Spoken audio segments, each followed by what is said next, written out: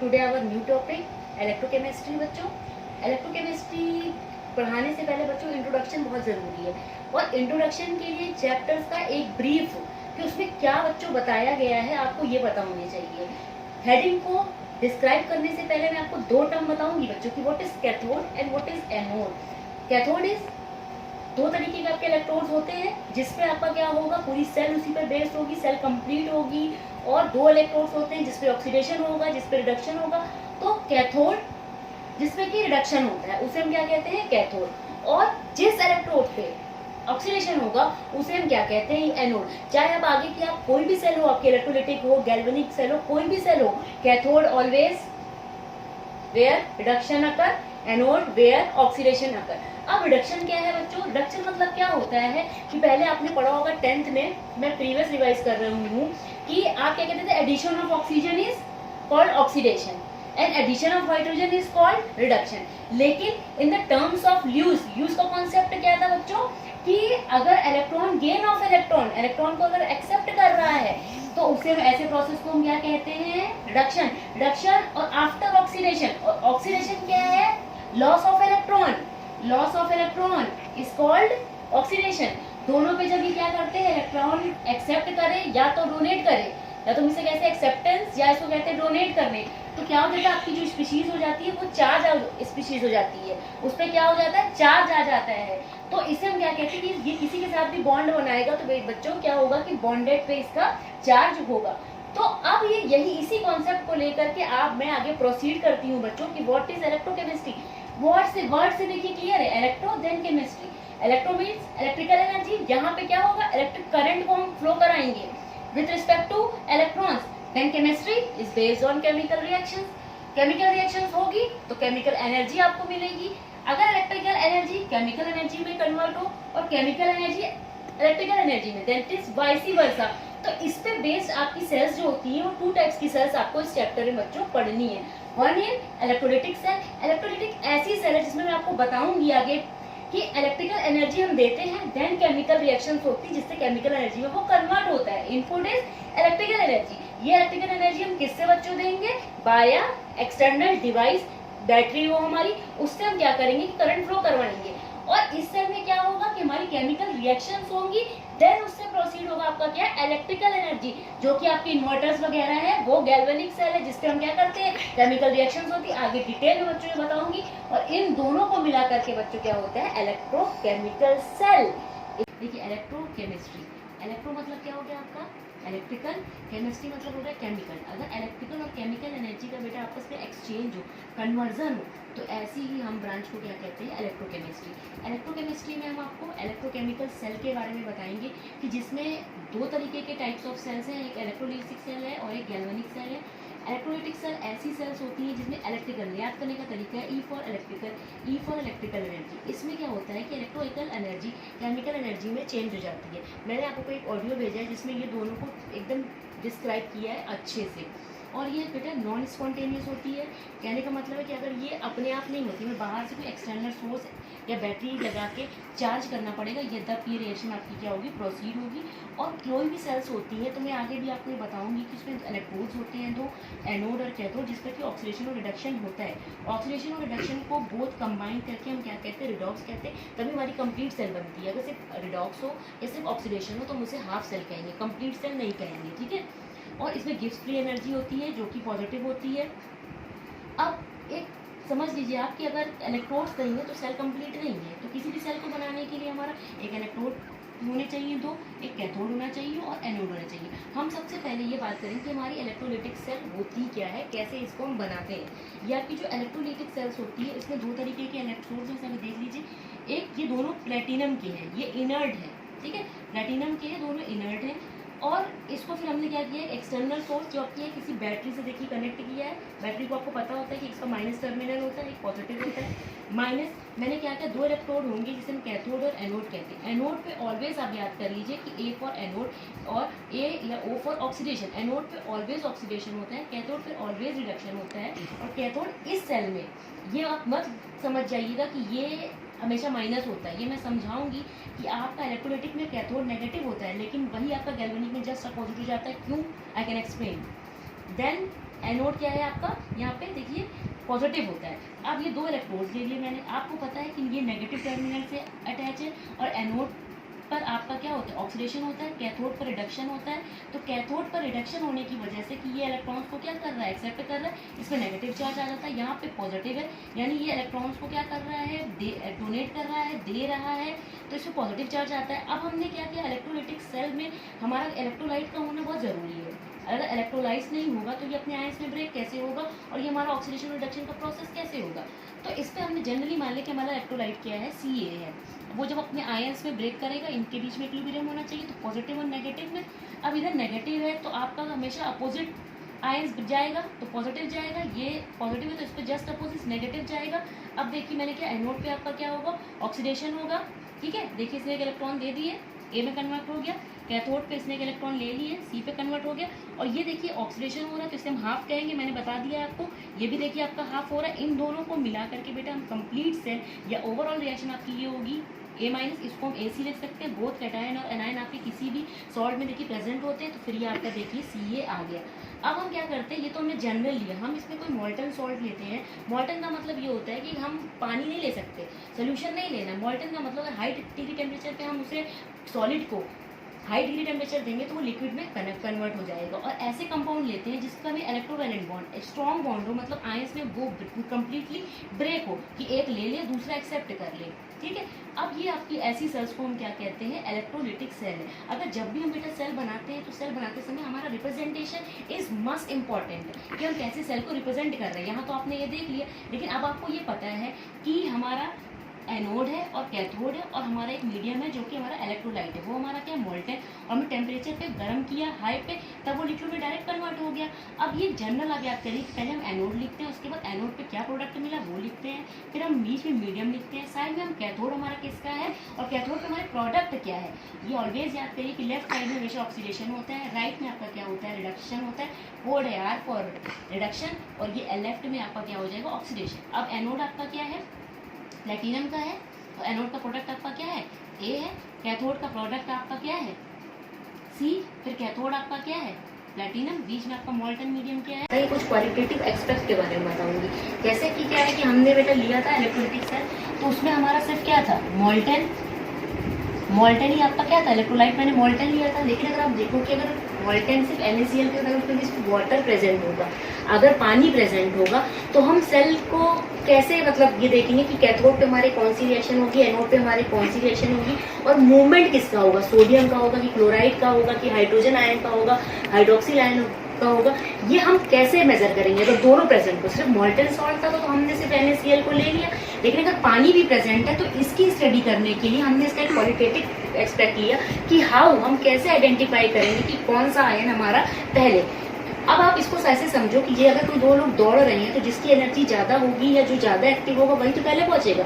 तो इसको हमें डिफाइन करने के लिए हमने एक सीरीज बनाई जिसे हमने कहते हैं कि ECS, इलेक्ट्रोकेमिकल सीरीज। जो इलेक्ट्रोकेमिकल सीरीज थी वो प्योरली बेस्ड ऑन थी आपकी रिडक्शन पोटेंशियल पे। रिडक्शन पोटेंशियल मैं आपको आगे एक्सप्लेन करूंगी आफ्टर गैल्वेनिक सेल।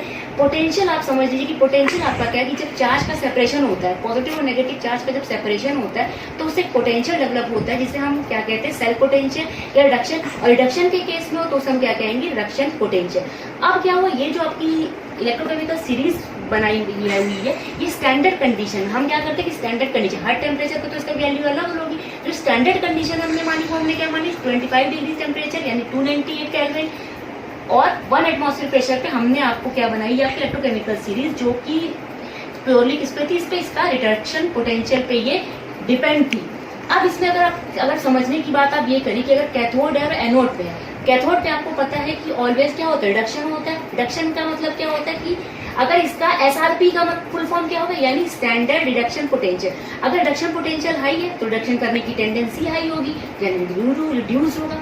एनोड पे क्या होता है, ऑक्सीडेशन हो रहा है, ऑक्सीडेशन हो रहा है तो रिडक्शन इसका कम होना चाहिए, यानी वैल्यू क्या होगी, रिडक्शन पोटेंशियल की लो होगी तो मॉलिक्यूल आपका क्या होना चाहिए, आपका ऑक्सीडाइज होगा।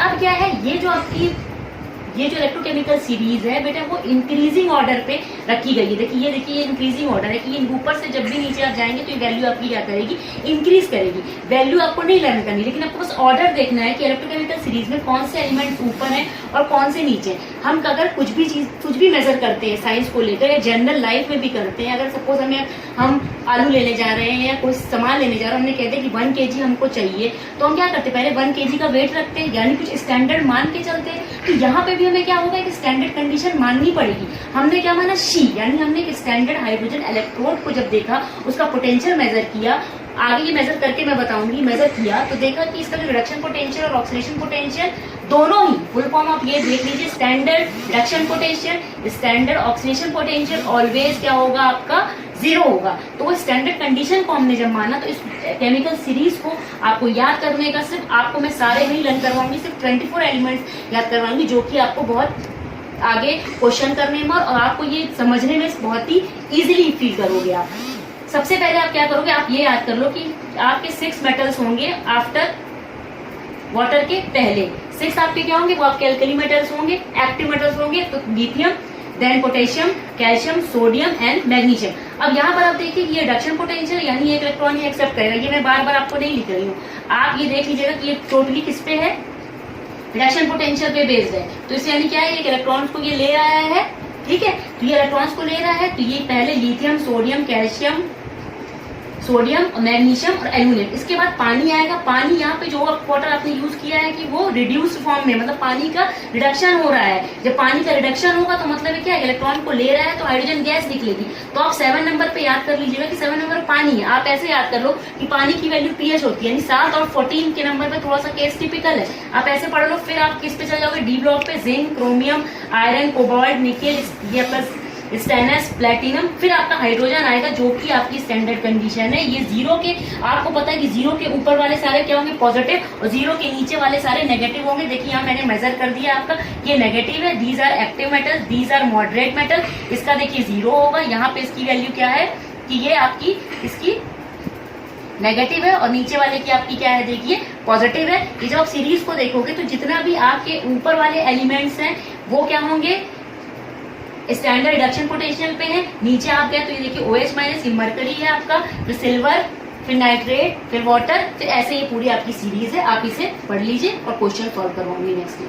अब मैं इस लेक्चर में आपको इसके क्वेश्चंस कराऊंगी ताकि आपको ये कंफ्यूजन ना हो कि हम इसके क्वेश्चन सॉल्व करेंगे कैसे करेंगे। अगर मैंने आपको बताया था कि सिर्फ अगर मोल्टन सॉल्ट हो तो उसके लिए हमें कोई प्रॉब्लम नहीं है, हम कैथोड और एनोड की रिएक्शन लिख सकते हैं सपोज। लेकिन अगर आपका एक्वस सोल्यूशन हो तो हम कैसे इसका इलेक्ट्रोलिसिस करेंगे, हमें कैसे पता चलेगा कि हमारे कैथोड पे कौन सी रिएक्शन होगी, एनोड पे कौन सी रिएक्शन होगी, किसका इलेक्ट्रोलिसिस होगा।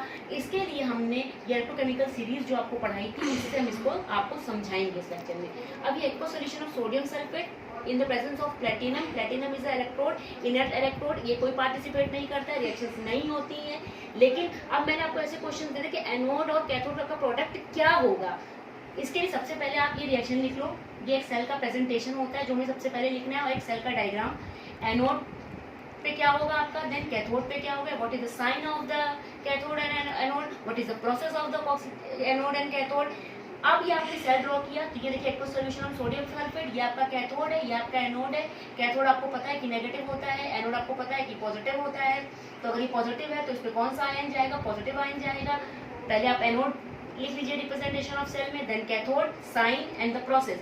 एनोड पे क्या है, पॉजिटिव चार्ज, ऑक्सीडेशन है, तो ये पॉजिटिव है तो इसमें कौन से चार्ज आपके जाएंगे, नेगेटिव। तो जाने वाले कौन कौन से दो आपके आयन्स हैं, एक सल्फेट आयन और एक आपका वाटर है। कैथोड पे क्या है, पॉजिटिव चार्ज है, ठीक है। कैथोड पे आपका क्या है, नेगेटिव चार्ज है, तो उसमें कौन सा आयन जाएगा, पॉजिटिव, देन वाटर। अब आपके ये दो आयन्स हैं जो कि कैथोड पे आपके जा सकते हैं। अब ये कहने का मतलब जो फास्ट होगा, जो तेज दौड़ेगा, जो मैंने बताया था वही तो पहले पहुंचेगा। तो अब ये इन दोनों में आपको देखना है कि किसकी रिएक्शन होगी आपके एनोड पे, किसका ऑक्सीडेशन होगा, दोनों का तो होगा नहीं, दोनों जाके आपके कैथोड पे इलेक्ट्रोलिसिस करने लगे। तो इसके लिए जो मैंने आपको बताया था स्टैंडर्ड रिडक्शन पोटेंशियल, उसकी सीरीज को आप देखते हैं। अब आप सल्फेट देखोगे ये 23 पे प्रेजेंट है, वाटर देखोगे इन द वाटर दो फॉर्म में है, ऑक्सीडाइज में भी और रिडक्शन फॉर्म में भी, दोनों ये देखिए यहाँ पे ऑक्सीडेशन फॉर्म में है, यहाँ पे रिड्यूस फॉर्म में है। मैंने यहाँ नंबर डाल दिया है सबका, ठीक है। अब आप ये देखिए जो आपकी सीरीज है वो किस पे बेस्ड है, increasing order of this standard reduction potential पे, यानी 23 पे है तो इसका रिडक्शन पोटेंशियल ज्यादा होगा, 21 पे है तो कम होगा। मैंने आपको क्या बताया था, जिसका स्टैंडर्ड रिडक्शन पोटेंशियल कम होगा क्योंकि रिडक्शन पोटेंशियल है तो रिडक्शन ज्यादा होगा, कम है तो यानी ऑक्सीडेशन की प्रोसेस ज्यादा होगी। वाटर 21 पे यानी इसका कम होता है, इसलिए वाटर की जब इलेक्ट्रोलिसिस होगी तो रिडक्शन में देखिए आपके ऑक्सीडेशन में क्या है, ये रिएक्शन है, आपको ऑक्सीजन गैस मिलती है। एट एनोड पे oxygen is the product of the anode, यहाँ पे हाइड्रोजन आयन मिलते हैं, यहाँ पे देखिए आपको 4 इलेक्ट्रॉन्स निकल रहे हैं तो it's the process of the oxidation. Cathode पे देखिए क्या है, आपके पॉजिटिव चार्ज आएंगे, सोडियम 4th पोजीशन पे है, वाटर 7th पोजीशन पे है। रिडक्शन में क्या होगा, जिसका रिडक्शन पोटेंशियल हाई होगा उसका रिडक्शन होगा, और ये इंक्रीजिंग वाटर पे यानी जो 7th नंबर पे वाटर है, यहाँ पे भी आपका क्या होगा, पानी का ही इलेक्ट्रोलिसिस होगा। तो प्रोडक्ट आपको मिलेगा कैथोड पर, वो देखिए ये 2 इलेक्ट्रॉन को एक्सेप्ट करेगा तो हाइड्रोजन गैस बनाएगा, then water molecule. Representation of cell आपको करना बहुत ही जरूरी है कि आप कैसे डिसाइड करोगे कि कौन सा आयन या किसका ऑक्सीडेशन होगा और किसका रिडक्शन होगा। इस तरीके से आप ये क्वेश्चन देख लीजिए। Copper sulphate aqua solution platinum, same वही कैथोड एनोड पे क्या प्रोडक्ट होगा, पहले आप एनोड लिखिए then cathode with sign with the process, फिर वही यहाँ पे एनोड पे आपको सल्फेट मिलेगा, देन वाटर, कैथोड पे कॉपर एंड वाटर। तब एनोड पे आपका क्या होगा कि एनोड पे क्या होता है, आपका ऑक्सीडेशन होता है यानी इसका रिडक्शन पोटेंशियल लो होगा। सल्फेट आपका 23 पे है, वाटर 21 पे है, सेम यहाँ पे वही प्रोसेस होगी कि वाटर का आपका क्या होगा, ऑक्सीडेशन होगा, आपको ऑक्सीजन गैस मिलेगी। यहाँ पे देखिए कॉपर 16 पे है, ये 7th नंबर पे है, तो कॉपर का क्या होगा, रिडक्शन पोटेंशियल ज्यादा होगा, कैथोड पे रिडक्शन होगा और जब आपको प्रोडक्ट मिलेगा वो कॉपर मिलेगा। सो क्वेश्चन सॉल्व करने से पहले आप ये देख लीजिएगा कि किसका रिडक्शन पोटेंशियल की वैल्यू क्या है। ऑक्सीडेशन है तो आपकी वैल्यू लो होनी चाहिए, रिडक्शन है तो हाई होनी चाहिए। कोई भी सेल आपको दे दी जाएगी, आप इजीली आप इसको निकाल सकेंगे कि ऑक्सीडेशन हो रहा है, रिडक्शन हो रहा है, किसकी इलेक्ट्रोलिसिस हो रही है और हमारा एनोडिक और कैथोडिक प्रोडक्ट क्या है। Thank you.